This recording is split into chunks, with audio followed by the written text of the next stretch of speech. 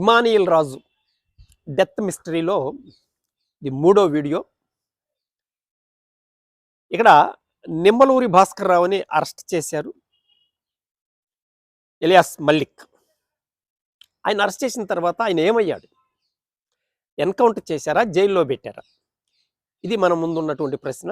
Next ఏంటి అనేది ఇక్కడ ఆయన అరెస్ట్కి సంబంధించి యాక్చువల్గా ఆయన్ని వైజాగ్లో ఆ రోజు ఉదయం 8 గంటలకు అరెస్ట్ చేసిన తర్వాత ఆయన్ని కలవటానికి వచ్చినటువంటి సిటీ కార్యదర్శి, వైజాగ్ సిటీ కార్యదర్శిని ప్లస్ వాళ్ళ భార్యని, ఇద్దరిని, అట్లానే మల్లిక్ గారిని కలవటానికి వచ్చినటువంటి మరొక శ్రీకాకుళం జిల్లా కార్యదర్శికి సంబంధించినటువంటి వ్యక్తి, మొత్తం ముగ్గురిని, అంటే మల్లిక్ గారితో పాటు మరొక ముగ్గురిని, మొత్తం నలుగురిని ఆ రోజు పోలీసులు అదుపులోకి తీసుకోవటం జరిగింది సాయి ఇచ్చిన ఇన్ఫర్మేషన్ ఆధారంగా.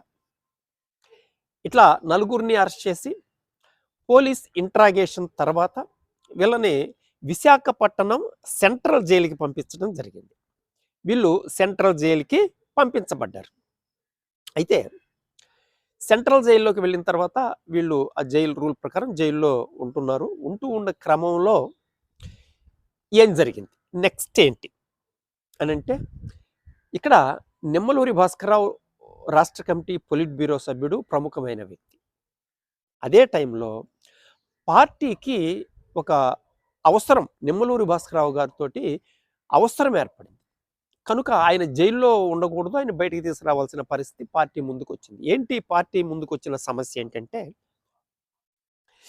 యాక్చువల్గా అప్పటి వరకు పీపుల్స్ వార్ పార్టీకి నాయకత్వం వహిస్తున్నటువంటి కొండపల్లి సీతారామయ్య, ఈయనే పార్టీని నిర్మించి ఈ స్థాయికి తీసుకొచ్చినటువంటి ఒక మంచి ఆర్గనైజర్, మంచి పొలిటీషియన్ కనుక ఆయనే మొత్తం నాయకత్వం వహించేవాడు.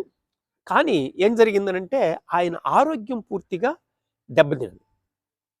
87 నుంచి పూర్తిగా ఆయన ఆరోగ్యం దెబ్బతిని పార్టీ కార్యక్రమాలకి దూరంగా ఉంటూ వచ్చాడు కొండపల్లి సీతారామయ్య, ఏమి చేయలేని పరిస్థితి. ఇలాంటి పరిస్థితుల్లో పీపుల్స్ వార్ పార్టీ రాష్ట్ర కమిటీ మీద చాలా బాధ్యతలు పడ్డాయి. ఏంటంటే ప్రధానంగా పొలిటికల్ వర్క్.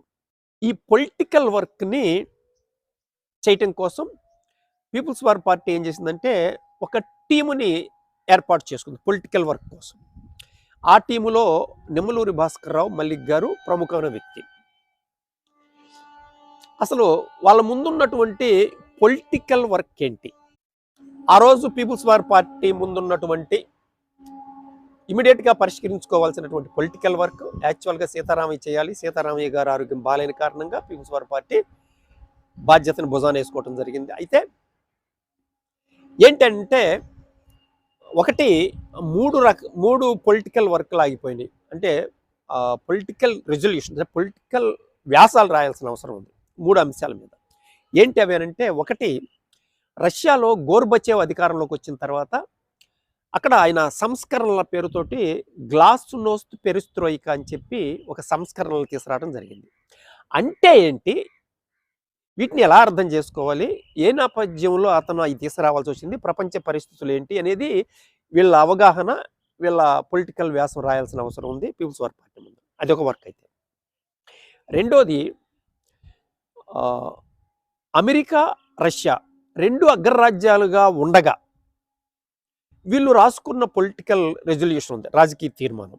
2 అగ్రరాజ్యాల మధ్య ఉన్న పోటీని ఉపయోగించుకొని ప్రపంచ సోషలిస్ట్ విప్లవాన్ని ఎలా విజయవంతం చేయాలనేది వీళ్ళ వ్యూహం, ఎత్తుగడలో రాసుకోవటం జరిగింది. అయితే ఈరోజు పరిస్థితి ఏంటంటే, ఈ యాక్షన్ జరిగే నాటికి ఉన్నటువంటి పరిస్థితి ఏంటంటే, రష్యా సెట్ బ్యాక్ అయింది.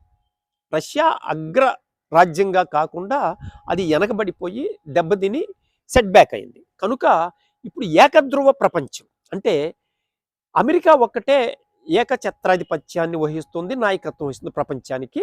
కనుక ఇప్పుడు అమెరికాకి వ్యతిరేకంగా ప్రపంచ దేశాల్లో ఎవరెవరు కలిసి వస్తారో వాళ్ళందరినీ కలుపుకొని ప్రపంచ సోషలిస్ట్ విప్లవాన్ని ముందుకు తీసుకెళ్లాల్సిన అవసరం, దానికి అనుకూలంగా వీళ్ళు రెజల్యూషన్ని మార్చుకోవాల్సిన అవసరం ఉంది. ఇది రెండో పొలిటికల్ వర్క్. మూడోది ఏంటంటే, అప్పటికి భారతదేశంలో బీహార్లోను, జార్ఖండ్లో, ఇంకొన్ని రాష్ట్రాల్లో విప్లవ పార్టీలు ఉన్నాయి, సాయుధ పోరాట మార్గంలో పనిచేస్తున్నటువంటి విప్లవ పార్టీలు. అట్లాంటి వాటిలో ఎంసీసీ ఒకటి, మావోయిస్ట్ కమ్యూనిస్ట్ సెంటర్ అనేది ఒక పెద్ద ఆర్గనైజేషన్. ఇంకొక చిన్న ఆర్గనైజేషన్ ఒకటి పియూసి, పార్టీ యూనిటీ సెంటర్ అని ఇంకొకటి. ఈ 2 ఆర్గనైజేషన్స్ పీపుల్స్ వార్ పార్టీ తోటి కలిసి పనిచేయటానికి, కలిసిపోవటానికి వాళ్ళు ముందుకు రావటం జరిగింది. అయితే వాళ్ళకి రాజకీయ పొలిటికల్ అవగాహనతో కూడుకున్నటువంటి రాజకీయ తీర్మానాలు ఉన్నాయి. వాటిని అధ్యయనం చేసి అవి దాంట్లో ఉన్నటువంటి ఇప్పుడు భారత విప్లవాన్ని ముందుకు తీసుకెళ్లటంలో వాళ్ళ వ్యూహం, ఎత్తుగడలో ఏం ప్లాన్ చేసుకున్నారనేది కరెక్ట్గా ఉన్నదాన్ని తీసుకొని, పాజిటివ్గా ఉన్నదాన్ని, అది అవగాహన లోపంతో ఉన్నటువంటి అంశాలని వాళ్ళ దృష్టికి తీసుకెళ్తూ వీళ్ళు ఒక వ్యాసం రాయాలి. ఇది 3వ పొలిటికల్ వర్క్.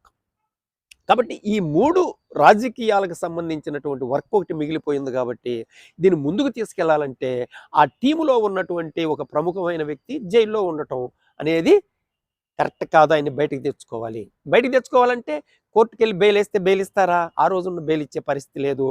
ఇవ్వకపోగా ఇంకా కొత్త కేసులు పెట్టి పర్మనెంట్గా ఆయన్ని జైల్లో ఉంచే అవకాశం ఉంది. కనుక రెండో ఆప్షన్ ఏంటంటే ఎవరినైనా ప్రముఖ వ్యక్తిని కిడ్నాప్ చేసి ఆయన బయటికి తెచ్చుకోవడం, గవర్నమెంట్ని మెడలు వంచి వాళ్ళని బయటికి తెచ్చుకోవడం అనేది రెండో పద్ధతి. అందుకు వీళ్ళు పార్టీ నిర్ణయానికి వచ్చింది. ఎవరిని కిడ్నాప్ చేస్తే ఈ పని నెరవేరుతుంది అని వాళ్ళు ఆలోచించి, అప్పటికి హైదరాబాదులో ఒక ప్రముఖమైన వ్యక్తి, కాంగ్రెస్ పార్టీ యువజన కార్యదర్శిగా ఉన్నటువంటి వ్యక్తి పి. సుధీర్ కుమార్, అప్పటికే హైదరాబాదులో ప్రముఖమైన వ్యక్తి. ఎలా అంటే government, state government Congress government, central government కూడా కాంగ్రెస్. స్టేట్ గవర్నమెంట్లో ఉన్నటువంటి ముఖ్యమంత్రిని మార్చటం కోసం హైదరాబాదులో మత కల్లోలని సొంతగా సృష్టించి ఆయన అనుకున్నట్టే ముఖ్యమంత్రిని మార్చటం జరిగింది. దాంట్లో ప్రముఖమైన రోల్ నిర్వహించిన వ్యక్తి సుధీర్ కుమార్. కనుక ప్రజల దృష్టిలో బాగా వ్యతిరేకతని కూడగట్టుకున్న వ్యక్తి కూడా సుధీర్ కుమార్. రెండోది ఇతని తండ్రి పి. శివశంకర్. ఈయన సెంట్రల్ గవర్నమెంట్లో ఒక ముఖ్యమైనటువంటి పాత్ర పోషిస్తున్నాడు. ఈయన మినిస్టర్ కూడా, ఆయన సెంట్రల్ గవర్నమెంట్లో మినిస్టర్. కనుక ఇక్కడ state government, central government Congress కాబట్టి ఇతన్ని టార్గెట్ చేయటం ద్వారా గవర్నమెంట్ మెడలో ఉంచడం సాధ్యం అవుద్ది. ఒకవేళ గవర్నమెంట్ అలా వంగి రాకపోతే ఇతన్ని కాల్చి చంపాలి. అట్లా చంపినప్పుడు ప్రజల నుంచి వ్యతిరేకత రాకూడదు.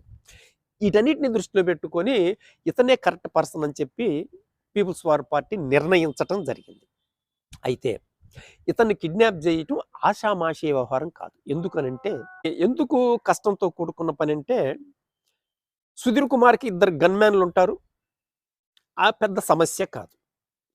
ఇంకా సొంత సైనికులు 40 మంది వరకు ఈయన దగ్గర ఇప్పుడు రవిడీలు, హైదరాబాద్ సిటీలో ఉన్నటువంటి రవిడీలందరూ ఈయన దగ్గర ఉంటారు. వాళ్ళందరూ కూడా జుట్టు ముడేసుకొని, జుట్టు పెంచుకొని, జడలు వేసుకొని, టీషర్ట్లు, జీన్ ప్యాంట్లు, కారాకిల్లీలు నవ్వుతూ మనకి సినిమాల్లో చూయించే తరహాలో వీళ్ళు రవిడీలు ఎప్పుడూ సిద్ధంగా ఉంటారు. ఆయన దగ్గర ఎప్పుడు ఆయన చుట్టూ ఉంటారు. వాళ్ళందరినీ ఎదుర్కొని సుధీర్ కుమార్ని కాల్చి చంపి రావటం అంటే ఈజీ, కానీ కిడ్నాప్ చేసి తీసుకొని రావటం అంటే కొంచెం కష్టంతో కూడుకున్నటువంటి వ్యవహారం. అయినా పార్టీ అందుకు సిద్ధమైంది. అందుకు అనుకూలమైనటువంటి ఒక టీముని సెలెక్ట్ చేయటం జరిగింది. ఒక మిలిటెంట్స్ తోటి, ప్రముఖమైన వ్యక్తులతో 5 తోటి టీముని సెలెక్ట్ చేయటం, ఆ టీముని రంగంలోకి పంపించడం జరిగింది.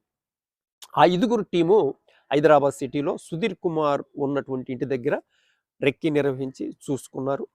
తర్వాత అక్కడి నుంచి కిడ్నాప్ చేసిన తర్వాత ఎటువైపు తీసుకువెళ్ళాలి, రూటు అంటే రిట్రీట్ సర్వే చేసుకున్నారు అనమాట. ఎటు నుంచి వెళ్ళాలి అనేది ఒక సర్వే చేసుకున్నారు. అంతా ఓకే అనుకున్న తర్వాత వీళ్ళకి ఒక వెహికల్ కావాలి, కారు కావాలి.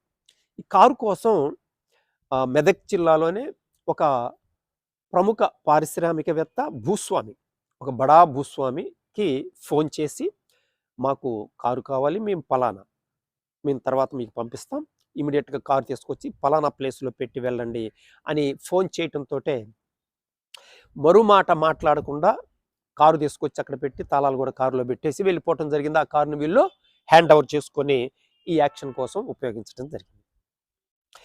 అయితే ఈ యాక్షన్లో 5 వీళ్ళు అనుకున్న సర్వే అయిపోయిన తర్వాత ఒకరోజు వీళ్ళు అనుకున్న ప్రకారం ఉదయాన్నే వీళ్ళు కారు వేసుకొని వచ్చి కారుని వీళ్ళ ఇంటికి రోడ్డు పక్కన ఇల్లు ఉంటుంది, ఈ ఇంటికి దూరంగా కారుని ఆపి ఒక ముగ్గురు, కారులో ఇద్దరుండి ముగ్గురు మాత్రం వచ్చి ఆయన ఇంటి దగ్గర కూర్చొని సీన్ ఆఫ్ ఎఫెన్స్ ఎలా చేయాలి ఏంటి, ఎక్కడ ఉన్నాడు ఏంటి అని కొంచెం అవగాహన అయిందాక వీళ్ళు అక్కడ కూర్చొని అవగాహన కోసం కూర్చోవటం జరిగింది. ఇద్దరు కారులో ఎందుకున్నారంటే ఒక అతను డ్రైవర్, అతను కూడా యాక్షన్లో సభ్యుడు. అతని దగ్గర తపంచి ఉంటుంది, అంటే పీపుల్స్ వార్ పార్టీ తయారు చేసిన తపంచి షార్ట్ గన్ అన్నమాట ఆయన దగ్గర ఉంటుంది. రెండో అతను కారులో ఎందుకు ఉండాలి, అతను కూడా బయట రావచ్చు కంటే ఆయన దగ్గర AK-47 ఉంటుంది. AK-47తో వస్తే అంటే మిగతా వాళ్ళ దగ్గర పిస్టల్లో, రివాల్వర్లో అవి కనిపించకుండా పెట్టుకోవచ్చు, చిన్న బ్యాగ్లోనో కవర్లోనో పేపర్లోనో చుట్టి పెట్టుకోవచ్చు. కానీ AK-47 పెట్టడం కుదరదు. కాబట్టి యాక్షన్ స్టార్ట్ అయిన తర్వాత వాళ్ళు ఓపెన్ కావచ్చు కానీ ముందుగా కాకూడదు. కాబట్టి అతను కారులోనే ఉంచి వాళ్ళిద్దరూ దూరంగా కారు పెట్టుకొని ఉన్నారు. ఈ ముగ్గురు వచ్చి కొంచెం ఆ సిచ్యువేషన్ని అవగాహన చేసుకొని అది వీళ్ళకి ఇంటిమేషన్ ఇచ్చి, అంటే పొజిషన్ ఎక్కడ ఉన్నాడు ఏంటి అనేది చూసుకోవటం కోసం అట్లా వీళ్ళు వరండాలో వచ్చి కూర్చోవటం జరిగింది. అక్కడ 30-40 మంది కుర్రోళ్ళు ఆ వరండాలో కానీ బయట కానీ కూర్చొని వాళ్ళ కబుర్లో వాళ్ళు ఉన్నారు. ఇల్లు వరండా నుంచి లోపలికి కారిడార్ ఉంటుంది, కుడి పక్కన ఎడం పక్కన రూమ్లు ఉంటాయి, కారిడార్ ఉంటుంది. కారిడార్లో గన్ మ్యాన్ ఒక అతను తిరుగుతున్నాడు, వెనక్కి వెళ్తాడు, నుంచుంటాడు, ముందుకు వస్తాడు. ఈ వచ్చి కుడి పక్క ఉన్నటువంటి రెండో రూమ్ దాకా వచ్చి అట్లా చూసుకొని వెళ్తున్నాడు. ఒకటి. రెండోది, ఎవరైనా మాట్లాడటానికి వచ్చిన వాళ్ళని తీసుకొని వెళ్ళి ఆ రెండో రూమ్లో పంపిస్తున్నారు. ఆ రెండో రూమ్లోకి వెళ్ళి మాట్లాడి తిరిగి వెనక్కి వస్తున్నారు. అంటే ఏంటి అర్థం, ఈ కారు లోపల ఉన్నటువంటి కుడి పక్కన ఉన్నటువంటి రెండో రూమ్లో సుధీర్ కుమార్ ఉన్నాడు అనేది అర్థం. వీళ్ళకి అవగాహన అయింది. ఇదే విషయాన్ని కారు దగ్గరికి విషయాన్ని పాస్ చేయటం జరిగింది. చేసి వీళ్ళు మళ్ళీ వచ్చి యథాప్రకారం కూర్చున్నారు. ఇంకా యాక్షన్ స్టార్ట్ చేయాలి. ఈ యాక్షన్ స్టార్ట్ చేసేటప్పుడు ఏంటంటే ఒక వ్యక్తి గన్ మ్యాన్ మీద ఫైర్ చేయాలి, మరొక వ్యక్తి 40 మంది మీద ఫైర్ చేసి 40 మందిని భయపెట్టగలగాలి. మూడో వ్యక్తి, ఈయన ప్రముఖమైన వ్యక్తి, ఇతను కారిడార్ లోపలికి వెళ్ళి రెండో రూమ్లోకి వెళ్ళి సుధీర్ కుమార్ని ఎత్తుకొని రావాలి. వీళ్ళ ముగ్గురు పని బాధ్యత అది. కారులో ఉన్న ఇద్దరు పని ఏంటి, అయితే వీళ్ళు యాక్షన్ స్టార్ట్ చేయబోయే ముందు వాళ్ళకి ఇంటిమేషన్ అయితే కారు వచ్చేస్తుంది. కారు వచ్చి ఆగ్గానే యాక్షన్ స్టార్ట్ చేయాలి. కారు వచ్చి ఆగ్గానే కారులో నుంచి డ్రైవరు అట్లనే AK-47 ఇద్దరు దిగి డ్రైవరు అంటే తపంచి షార్ట్ గన్ ఏదైతే ఉందో అది తీసుకొని వచ్చి ఈ 40 మందిని ఆపుతున్నటువంటి వ్యక్తికి సపోర్టుగా వెపన్తో నిలబడాలి. ఇది డ్రైవర్ చేయాల్సింది. ఈ AK-47 అతను ఏంటంటే ఈ సుధీర్ కుమార్ని తీసుకొచ్చే పనిలో సహకరించాలి. ఇది వీళ్ళు అనుకున్న ప్లాను. ఈ ప్లాన్ ప్రకారం ఏం చేశారు, ఓకే అనుకున్న తర్వాత వాళ్ళ కారుకి వాకిట్లోకి వెళ్ళి ఒకరకట్లా సైగ చేయగానే కారు స్టార్ట్ అయింది. వీళ్ళు వచ్చి వరండాలో కూర్చున్నారు. కారు వచ్చి ఆ గేటు ముందు ఆగ్గానే వీళ్ళు యాక్షన్ స్టార్ట్ చేశారు.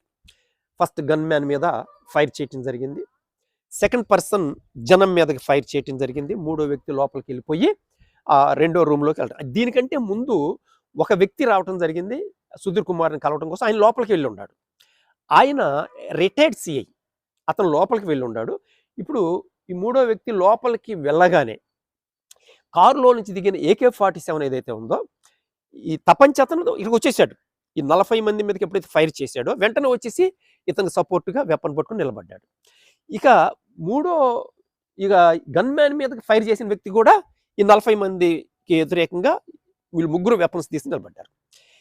ఈ కారులోంచి దిగిన AK-47 ఉంది కదండి, AK-47 లోపలికి వచ్చి లోపలికి రాకుండా వెనక్కి ఆ రూములు వెనక్కి వెళ్ళి ఆ రెండో రూములో నుంచి కిటికీ ఉందా, కిటికీలోంచి వెపన్ పెట్టి ఈ నిలబడి లోపల ఈ మాట్లాడటానికి వెళ్ళినటువంటి రిటైర్డ్ CI ఉన్నాడు కదండి, ఈ రిటైర్డ్ CIని కిటికీలో నుంచి షూట్ చేయటం జరిగింది.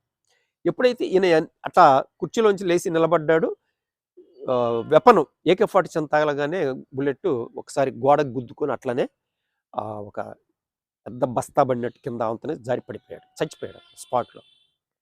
అయితే ఈ పక్కనే కూర్చున్నటువంటి సుధీర్ కుమార్ వెంటనే లేచి ఆ కిటికీ దగ్గరికి పరిగెత్తుకుంటూ వెళ్ళాడు. టేబుల్ ఉంది, ఎప్పుడైతే AK-47 తోటి మనడు ఫైర్ చేయడాడో ఇతని టేబుల్ కిందకి సుధీర్ కుమార్ వెళ్ళటం జరిగింది. వెంటనే ఈ లోపలికి వెళ్ళిన వ్యక్తి వెంటనే సుధీర్ కుమార్ యొక్క షర్టు పట్టుకొని గట్టిగా అరుస్తూ, గట్టిగా హార్ష్గా వ్యవహరిస్తూ సొక్కబొట్టుకొని బయటికి లాగి తీసుకొని రావడం జరిగింది. అతను ఏమీ మాట్లాడకుండా మేకపిల్లలాగా వీళ్ళతో పాటు వచ్చేయటం జరిగింది. ఇట్లానే పట్టుకొని వెళ్ళిపోయి కారులో ఎక్కించుకొని కారు రివర్స్ చేసుకొని వీళ్ళు అనుకున్నటువంటి రూట్లో వెళ్ళిపోయి వీళ్ళు అనుకున్న ప్లేస్లో ఆగి అక్కడ ఒక వెహికల్ వదిలేసి కొండెక్కేయటం జరిగింది. మెదక్ జిల్లాలో వెనకబడ్డ ప్రాంతం, గ్రామీణ ప్రాంతం, అట్లనే కొద్దిగా అడవి కొండలు ఉన్నటువంటి ప్రాంతం. అక్కడికి వీళ్ళు అనుకున్న ప్లేస్కి వెళ్ళి వీళ్ళు కారు వదిలేసి సుధీర్ కుమార్ని తీసుకుని కొండెక్కేసి గుట్టలెక్కేసి వీళ్ళు అనుకున్నటువంటి లోపలికి వెళ్ళిపోవటం జరిగింది. ఇది ఉదయం పూట జరిగినటువంటి చర్య. అప్పుడు గవర్నమెంట్ యాక్టివిటీస్ ఇంకా స్టార్ట్ అవ్వవు. కొన్ని డ్యూటీలు మారుతూ ఉంటారు. ఈ పోలీసు వ్యవస్థ డ్యూటీలు దిగటం, డ్యూటీలు ఎక్కటం, ఇట్లాంటివి అందరూ ఎలర్ట్ అయ్యి వచ్చేసరికే వీళ్ళు ప్లేస్కి వెళ్ళిపోయి అనుకున్నటువంటి ప్లేస్కి వెళ్ళిపోయి వీళ్ళు సేఫ్గా వెళ్ళిపోవడం జరిగింది. తర్వాత పోలీసులు వచ్చి కార్ని హ్యాండ్ ఓవర్ చేసుకోవడం జరిగింది. ఇది హైదరాబాదులో సుధీర్ కుమార్ కిడ్నాప్ సంఘటన.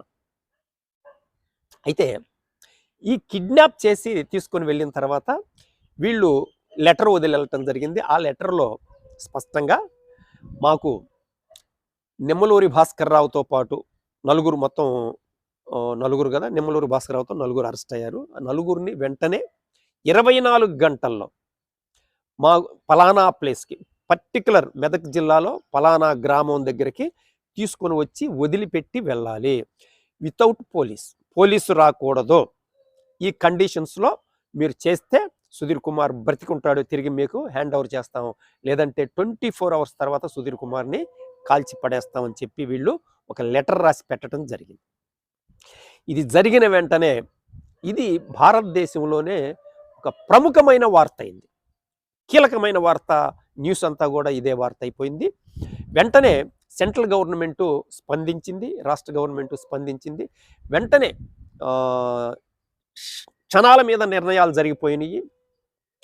మల్లిక్ గారిని, మల్లిక్తో పాటు ఉన్నటువంటి మిగిలిన ముగ్గురిని కూడా విశాఖపట్నం సెంట్రల్ జైలు నుంచి తీసుకొని వచ్చి వాళ్ళకు 24 గంటల్లో విశాఖపట్నం నుంచి వీళ్ళందరినీ బయటకు తీసుకొచ్చి అక్కడ నుంచి హైదరాబాద్ తీసుకెళ్ళి పంపించడం సాధ్యం కాదు. కాబట్టి టైం చాలదు. కాబట్టి వెంటనే ఏరోప్లేన్ అరేంజ్ చేశారు. విమానం వైజాగ్ నుంచి హైదరాబాద్కి విమానం తీసుకురావాలి. విమానంలో అక్కడి నుంచి కారులో వీళ్ళు నక్సలైట్లు చెప్పినటువంటి ప్లేస్కి మల్లిక్ గారిని నలుగురిని పంపించాలి. ఇది గవర్నమెంట్ అనుకుంది. జైల్లో మల్లిక్ గారు బట్టలు ఉతుక్కుంటూ ఉన్నాడు. జైలు అధికారులు వచ్చి, సార్ మిమ్మల్ని సూపరింటెండెంట్ గారు రమ్మంటున్నారు అని కౌరు. నేను ఎందుకు రావాలి, నేను బట్టలు ఉతుక్కుంటున్నా, పని ఉంది, నేను ఇప్పుడు కుదరదు, సాయంత్రం వస్తాలే అన్నాడు. అట్లా కాదండి, అర్జెంట్ అన్నాడు. మీకు అర్జెంట్ అయితే మాకు అర్జెంట్ పనులు ఉంటాయి కదా, నేను రాను, నేను తర్వాత వస్తా, అది ఇంకా అర్జెంట్ అయితే ఇక్కడికి రమ్మండి, మాట్లాడదాం అన్నాడు. వాళ్ళకి ఎలా చెప్పాలో అర్థం కాల. అప్పుడు చెప్పారు ఓపెన్గా, ఏమండి మిమ్మల్ని రిలీజ్ చేస్తున్నారు, అందుకు రమ్మని కౌరు పెట్టారంటే. దీన్ని మల్లిక్ గారు నమ్మల. నన్ను రిలీజ్ చేయటం ఏంటి, ఎందుకు రిలీజ్ చేస్తారు, ఒక రిలీజ్ అనే పేరుతోటి బయటికి తీసుకెళ్ళి ఎన్కౌంటర్ చేసే ప్రమాదం ఉంది, కనుక నేను మీ మాటలు నేను నమ్మను, నేను రాను అని చెప్పడం జరిగింది. ఇదే విషయాన్ని బయట కౌరు పెడితే మళ్ళీ వాళ్ళ అధికారులు వచ్చి, మీరు వార్తలు ఒకసారి వినండి, పలానా వ్యక్తిని కిడ్నాప్ చేశారు, ఇప్పుడు అది ప్రముఖ వార్త అయిపోయింది, మిమ్మల్ని రిలీజ్ చేయటం కోసం అని చెప్పి అతనికి ఆ వార్తలు వినిపించిన తర్వాత అప్పుడు వీళ్ళు నలుగురు వెళ్ళిపోవటానికి సిద్ధమయ్యారు. అట్లా వీళ్ళు నలుగురు ప్రిపేర్ అయ్యి రెడీ అవ్వటం జరిగింది. అయితే వీళ్ళని జైలు అధికారులు చాలా జాగ్రత్తగా, ఎందుకంటే బయట మీడియా అంతా కూడా కొంచెం గొడవ చేసే అవకాశం ఉంది, కాబట్టి చాలా జాగ్రత్తలు తీసుకొని వీళ్ళని బయటికి తీసుకొచ్చి ఎవరికి అర్థం కాకుండా వీళ్ళు అరేంజ్ చేస్తున్న కారుల్లో కూర్చోబెట్టి విమానాశ్రయానికి తీసుకెళ్ళి అప్పుడప్పుడు చార్టర్ ఫ్లైట్ ఏదో ఏర్పాటు చేసి దాంట్లో ఎక్కించి అక్కడి నుంచి హైదరాబాద్కి ఫ్లైట్లో తీసుకెళ్ళటం జరిగింది. హైదరాబాదు వెళ్ళిన తర్వాత అక్కడ నుంచి వెంటనే కార్లు రెడీగా ఉన్నాయి.